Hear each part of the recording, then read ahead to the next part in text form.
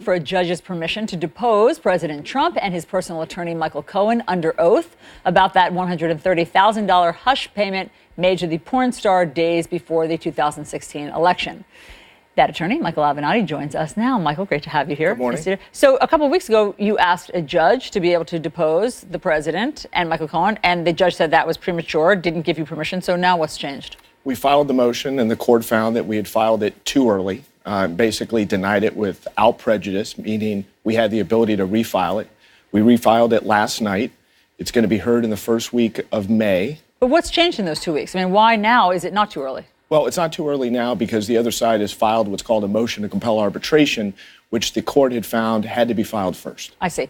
You were quite excited on Thursday, I believe, or Friday, whenever it was last week, when the president on Air Force One had this moment. Let me recap it for everyone. Did you know about the $130,000 payment to Stormy Daniels? No. Why did Michael Cohen make it if there was no truth to allegations? Well, you have to ask Michael Cohen. Michael's an attorney, and you'll have to ask Michael Cohen. Do you know where he got the money to make that payment? I don't know. No.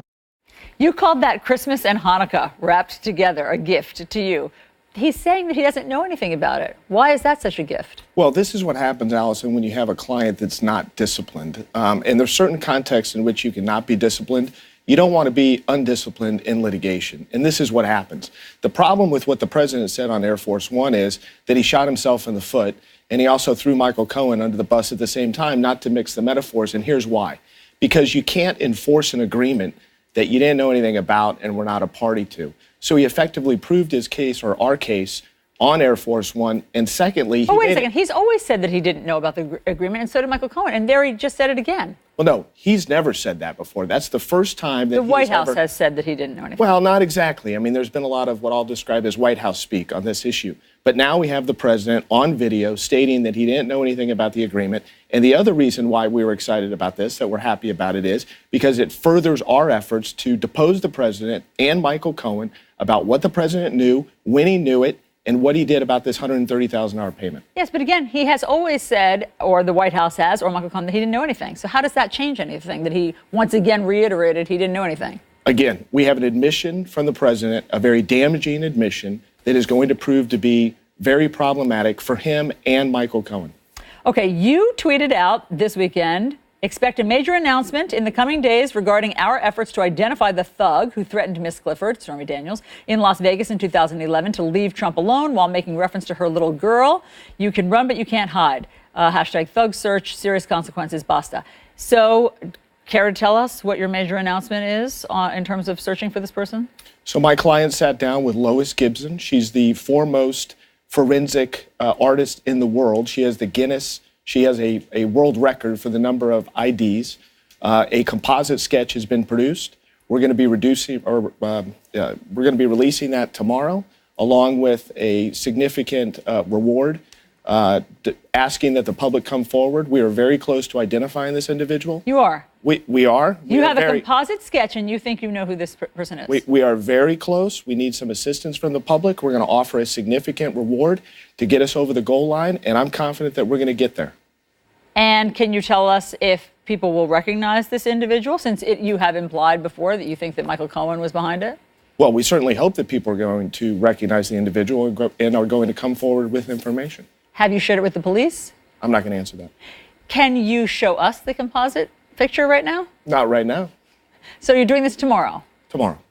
And do you still, now that you have a composite, do you still believe that it was sent by someone connected to Donald Trump? Here's what I'll say. It could have only come from one of three places. My client, meaning she threatened herself, which makes no sense. In Touch magazine, which makes no sense, because why would they threaten my client relating to the publication of an interview in their own magazine, or someone associated with Trump or the Trump organization? We think it's pretty clear where it came from. They have said that they don't believe that this actually happened. Well, they've said a lot of things. I mean, but was there security camera video? Is there anything else other than Stormy Daniels' word? Well, I think there is significant evidence that this actually happened. We're going to release that in the coming weeks. And I'm also confident that when we release this sketch tomorrow and when we offer this sizable reward, someone is going to come forward and is going to tighten the noose, if you will, on this issue. How much is the reward? I'm not going to tell you. But are police working with you on this? Again, I'm not going to answer that right now. You're going to say all this tomorrow? Yes. So I'm going to have you back on TV tomorrow? No, not necessarily. I mean, you folks promo pieces all the time, right? This is a tease. We're familiar with the tease. Yes. And you have mastered this. It's really not about the tease. It's about being strategic in what we're doing. We filed our motion yesterday to depose the president, Mr. Cohen. Today, we're going to oppose the motion to compel arbitration. There's going to be significant information that's going to come out in connection with that. Tomorrow, we're going to release the composite sketch and the reward. Okay. Michael Avenatti, we appreciate you telling us all of